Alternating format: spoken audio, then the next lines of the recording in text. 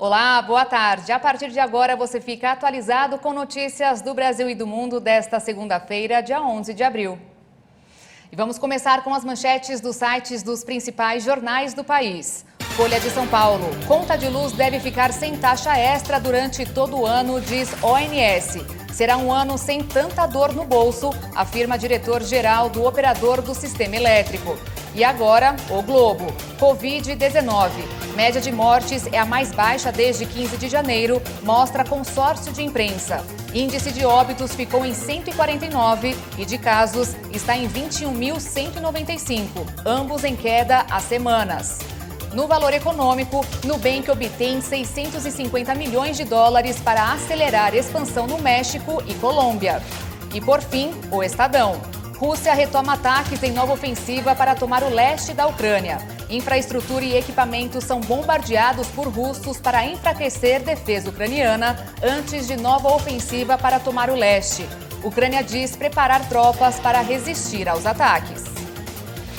E dando continuidade a este assunto da guerra no leste europeu, que se estende a 47 dias, um trem foi transformado em um hospital para retirar os feridos das zonas de conflito da Ucrânia.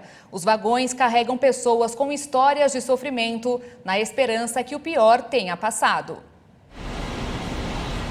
Este paciente é Evan Perepelitsia, um eletricista de 30 anos que ficou à beira da morte e espera que o pior tenha passado. Entre feridos e idosos, ele é uma das 48 pessoas retiradas do leste da Ucrânia no final de semana e que chegaram na noite de domingo a Lviv, no oeste do país. Ainda que tenha sido a primeira transferência desta região desde que um ataque russo deixou 57 mortos na última sexta-feira na estação ferroviária de Kramatorsk, foi a quarta remoção organizada pela ONG Médicos Sem Fronteiras desde o início do conflito. De acordo com a ONU, quase 1.800 civis foram mortos e 2.439 ficaram feridos no conflito, mas os números podem ser bem mais altos.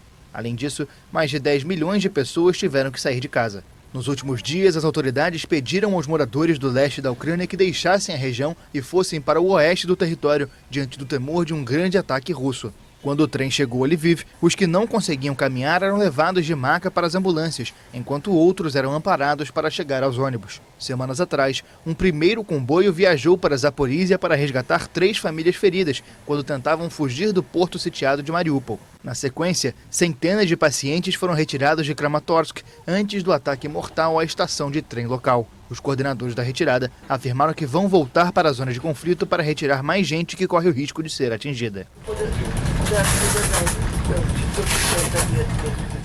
E olha só, no mês de março, o Brasil concedeu mais de 70 vistos para ucranianos. De acordo com informações do Boletim Migração Ucraniana, os cidadãos afetados pela guerra também conseguiram aqui 27 residências humanitárias no período.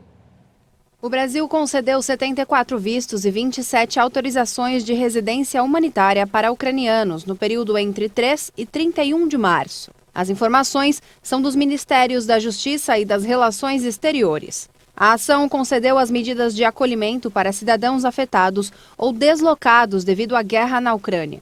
Ainda foram reconhecidas 4 pessoas refugiadas e há 37 processos de refúgio em andamento em 2022. O visto humanitário pode ser solicitado no exterior, permitindo a entrada no Brasil por até 180 dias. Já quem deseja a autorização de residência por acolhida humanitária precisa ir até a Polícia Federal e fazer a requisição da Carteira de Registro Nacional Migratório. Já o refúgio é concedido para cidadãos que sofram perseguição em seus países de origem por questões raciais, religiosas, de nacionalidade, grupo social ou opiniões políticas. O requerente pode receber o documento provisório de Registro Nacional Migratório para identificação enquanto seu processo estiver em tramitação.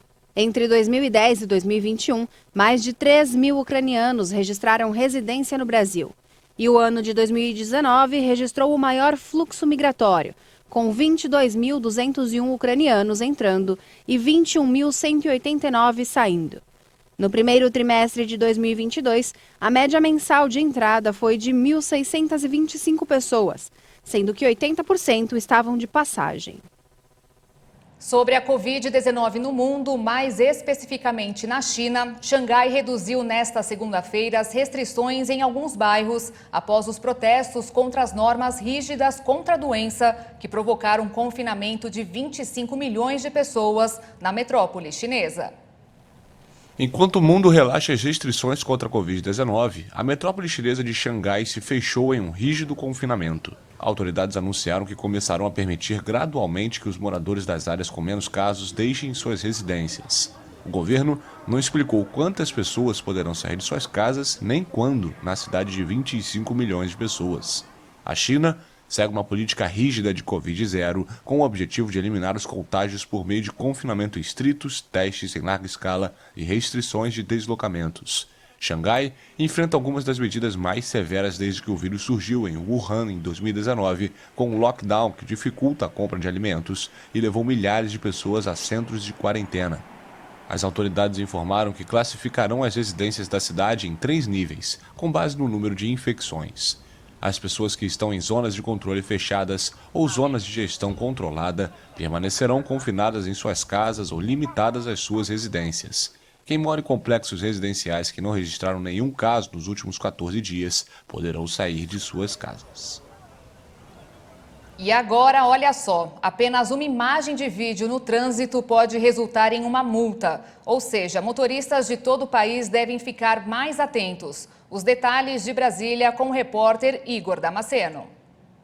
A regra já está em vigor em todas as rodovias e nas cidades brasileiras. De acordo com o CONTRAN, que é o Conselho Nacional de Trânsito, é por meio das câmeras de vídeo monitoramento que os agentes conseguem detectar intercorrências nas vias. Agora, além disso, o órgão publicou no Diário Oficial da União uma resolução que deve deixar os motoristas mais atentos. Em síntese, a lei permite que fiscais e agentes de trânsito multem quem cometer infrações por meio de câmeras de fiscalização. Em princípio, o CONTRAN determinou que esse tipo de multa vale apenas em vias que já estejam devidamente sinalizadas e que é preciso especificar que tipo de autuação foi cometida.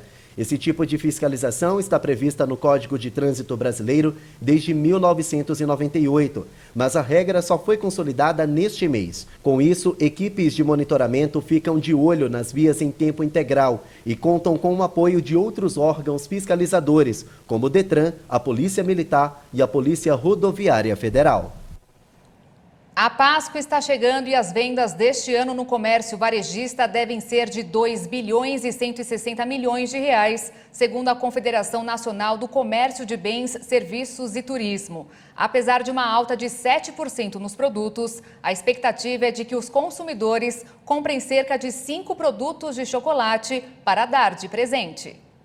Após 2 anos de pandemia, em que muitas pessoas cumpriram à risca o distanciamento social e evitaram se reunir, esse ano a celebração da Páscoa promete movimentar bastante o comércio. A data deve levar cerca de 110 milhões de brasileiros às compras e cada um deve gastar em média mais de R$200. A intenção do consumidor é comprar cerca de 5 ovos ou barras de chocolate para presentear. Quase metade dos brasileiros afirma que vão comprar a mesma quantidade e produtos que adquiriram no ano passado. Outros 40% pretendem comprar mais produtos e a minoria pretendem reduzir as compras. As vendas desse período têm condições de aquecer o varejo, apesar da recuperação lenta da economia. Segundo José César da Costa, presidente da Confederação Nacional de Dirigentes Lojistas, este é o momento do setor investir em promoções para atrair os consumidores, de olho naqueles que pretendem comprar mais e, sobretudo, nos que ainda não se decidiram. Embora os altos preços, os ovos de chocolate industrializados seguem sendo os preferidos dos consumidores neste ano, na frente de bombons e as caixas de chocolate. Uma opção para ajudar a economia local e o pequeno empreendedor são os ovos caseiros, que a cada ano que passa conquistam ainda mais o gosto brasileiro. Para economizar na hora da escolha do chocolate, é sempre bom pesquisar e planejar a compra com antecedência, além de ficar atento às promoções relâmpagos da internet. E antes da gente encerrar, os beneficiários do Auxílio Brasil vão começar a receber as parcelas de abril a partir desta quinta-feira, dia 14, começando pelo grupo que possui o número de inscrição social, o NIS, com o final 1. O programa atende atualmente mais de 18 milhões de famílias que estão em situação de vulnerabilidade econômica e social, garantindo uma renda de pelo menos R$ 400 mensais. Lembrando que os valores são pagos por meio da conta poupança social ou por contas correntes regulares. Quem for inscrito no Cadastro Único para Programas Sociais do Governo Federal pode abrir, de forma automática, uma conta do tipo poupança social para receber o benefício. E eu fico por aqui, mas amanhã eu volto com mais informações. Obrigada pela sua companhia e um ótimo fim de tarde para você. Tchau!